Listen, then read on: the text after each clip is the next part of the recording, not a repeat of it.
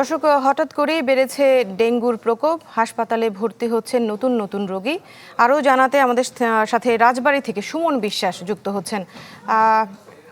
সুমন, কি অবস্থা রাজবাড়ীতে? আসলে ডেঙ্গুর পরিস্থিতির খবরই জানতে চাচ্ছি। এর আগে আপনার সাথে কথা হয়েছিল, আপনি বেশ কিছু তথ্য আমাদেরকে দিয়েছিলেন। এখন কি অবস্থা, কোনো ব্রিফিং হয়েছে কিনা?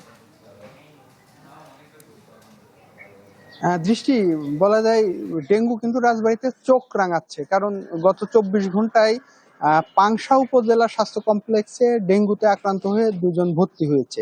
আর আমরা স্বাস্থ্য বিভাগ থেকে যে তথ্যটা পেয়েছি, সেখানে আমরা দেখেছি যে গত জুন মাসে রাজবাড়ী জেলায় মোট 17 জন ডেঙ্গুতে আক্রান্ত হয়েছিল, তার মধ্যে 14 জনই পাংশা উপজেলায়। যদিও তারা চিকিৎসা নিয়ে সুস্থ হয়েছে, কিন্তু এই নতুন কিন্তু না পাংশা উপজেলাতে ডেঙ্গুর এই সংক্রমণটা।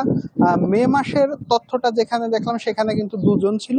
হঠাৎ করেই এই পাংশা উপজেলায় আমরা দেখছি যে জেলার মধ্যে এই ডেঙ্গু সংক্রমণটা বেশি হয়েছে। আমরা জেলা সদর হাসপাতালে কিন্তু আমরা যেটি দেখছি, উপজেলার সদর উপজেলা, সেখানে কিন্তু এখন পর্যন্ত এই চলতি মাসে কোনো ডেঙ্গু আক্রান্ত হয়ে এই সদর হাসপাতালে ভর্তি হয়নি। তবে এই যে শহর থেকে ডেঙ্গু কিন্তু গ্রাম অঞ্চলে দিকে গিয়েছে এবং সেখানকার সাধারণ মানুষ আক্রান্ত হচ্ছে, এবং বিষয়টি নিয়ে কিন্তু স্বাস্থ্য বিভাগ বেশ উদ্বিগ্ন। গত কয়েকদিন আগে রাজবাড়ী সদর হাসপাতালে স্বাস্থ্যমন্ত্রী এসেছিলেন হঠাৎ পরিদর্শনে। তিনিও কিন্তু তখন বিষয়টি নিয়ে বলেছিলেন যে এই বর্ষা আসছে, ডেঙ্গু মোকাবেলায় কিন্তু সম্মিলিতভাবে কাজ করতে হবে। তারপরে আমরা দেখেছি যে এই সচেতনতামূলক বেশ কিছু স্বাস্থ্য বিভাগের কার্যক্রম। রাজবাড়ী যে 5টি উপজেলা রয়েছে, এর মধ্যে আমরা দেখছি যে শুধু পাংশা এবং বালিয়াকান্দি উপজেলাতেই এই ডেঙ্গু রোগী হঠাৎ করেই পাওয়া যাচ্ছে। বাকি যে 3টি উপজেলা রয়েছে, সেখানে কিন্তু আমরা স্বাস্থ্য বিভাগের সেই তথ্য থেকে ডেঙ্গু আক্রান্তের কোনো খবর পাইনি। ফলে এই যে গ্রামে যারা ডেঙ্গু আক্রান্ত হচ্ছে, তারা কিন্তু গ্রাম থেকেই হচ্ছে। আমরা অতীতে যেটি দেখেছি যে ঢাকা বা অন্য জেলা থেকে আক্রান্ত হয়ে এখানে চিকিৎসা সেবা নিত, কিন্তু এবছর আমরা যে একটি পরিস্থিতি সম্পূর্ণ ভিন্ন। যেসব রোগী ভর্তি হয়েছে, চিকিৎসা সেবা নিয়েছে উপজেলা স্বাস্থ্য কমপ্লেক্স থেকে, সেখান থেকে আমরা জেনেছি যে এই রোগীগুলো কিন্তু বাড়ি থেকেই ডেঙ্গুতে সংক্রমিত হয়েছিল এবং চিকিৎসা সেবা নিয়েছে। ফলে স্বাস্থ্য বিভাগ যেটি বলছে যে বর্ষা যেহেতু শুরু হয়েছে, পানি জমে, অর্থাৎ ডেঙ্গুর যে বাহক অ্যাডিস মশা যেখানে জমবে, সেই পানি যেন কোথাও 3 দিনের বেশি বৃষ্টির পানি জমে না থাকে। পানি জমে থাকে এমন কোনো পাত্র যেন বাড়ির আশেপাশে না থাকে, সেগুলোর দিকে সতর্ক দৃষ্টি রাখার জন্য বলেছে। আরো যেটি স্বাস্থ্য বিভাগ থেকে জানিয়েছে যে ডেঙ্গু যেহেতু এখন শহর কেন্দ্রিক একটা সময় রোগ থাকলেও এখন সেটি গ্রাম পর্যায়ের দিকে চলে যাচ্ছে, সেজন্য সবাইকে ডেঙ্গু থেকে পরিত্রাণ পেতে সাবধান হতে হবে।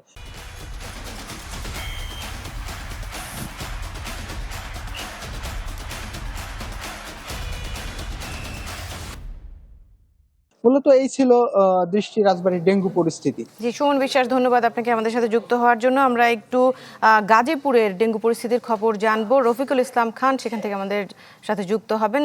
রফিক, গাজীপুরের ডেঙ্গু পরিস্থিতির সবশেষ আপডেট আপনার কাছ থেকে জানতে চাই।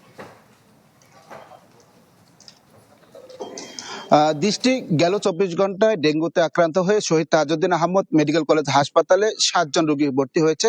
আর 24 ঘন্টাতে ছাড়পত্র পেয়েছে 3 জন, একজনকে উন্নত চিকিৎসার জন্য ঢাকাতে প্রেরণ করা হয়েছে। এ নিয়ে এবছর গাজীপুর জেলায় ডেঙ্গুতে আক্রান্ত হয়েছে 54 জন রোগী, আর 1 জন মারা গেছে। এটি গাজীপুর শহীদ তাজউদ্দিন আহমদ মেডিকেল কলেজ হাসপাতালের চিত্র। এই হাসপাতালে আসলে প্রতি বছরই ডেঙ্গু রোগীদের জন্য আলাদা ওয়ার্ড খোলা হয়। এবছরও কিন্তু পৃথক 2টি ওয়ার্ড খোলা হয়েছে, এবং সেই ওয়ার্ডে কিন্তু স্বাস্থ্য কর্মীরা যে সমস্ত ডেঙ্গু রোগী আক্রান্ত হয়ে হাসপাতালে ভর্তি হচ্ছেন তাদের চিকিৎসা দিচ্ছেন। আমাদেরকে হাসপাতালের পরিচালক জানিয়েছেন এ পর্যন্ত যে সমস্ত রোগীরা এসেছেন তাদেরকে তারা সাধ্যমতো চিকিৎসা দিয়েছেন, এবং স্বাস্থ্য অধিদপ্তরের যে গাইডলাইন রয়েছে ডেঙ্গু চিকিৎসা দেওয়ার জন্য, সেই অনুযায়ী তারা চিকিৎসা দিয়ে যাচ্ছেন। তবে জুলাই এবং আগস্ট মাসে কিন্তু আমরা দেখি আসলে ডেঙ্গু রোগীর সংখ্যা কিন্তু বেড়ে যায়, এবং সেই যাতে এবছর যদি বেড়ে যায় সেটি সামাল দেওয়ার জন্য কিন্তু তারা আসলে যে পর্যাপ্ত বেডের দরকার সেই ব্যবস্থা নিয়েছে।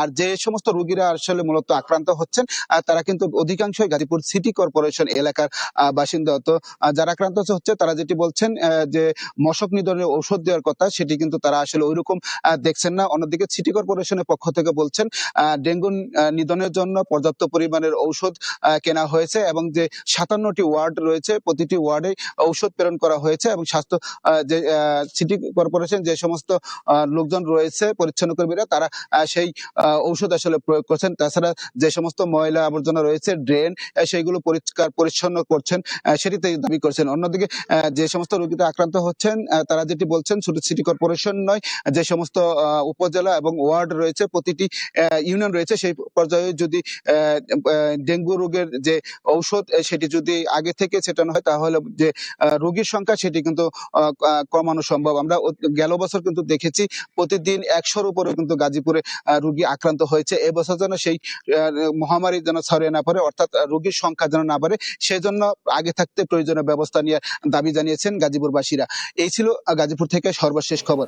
দৃষ্টি। রফিকুল ইসলাম খান, ধন্যবাদ আপনাকে আমাদের সাথে যুক্ত হওয়ার জন্য। দর্শক, আমাদের সহকর্মীরা ডেঙ্গু পরিস্থিতির সবশেষ খবরাখবর আমাদেরকে জানাচ্ছিলেন।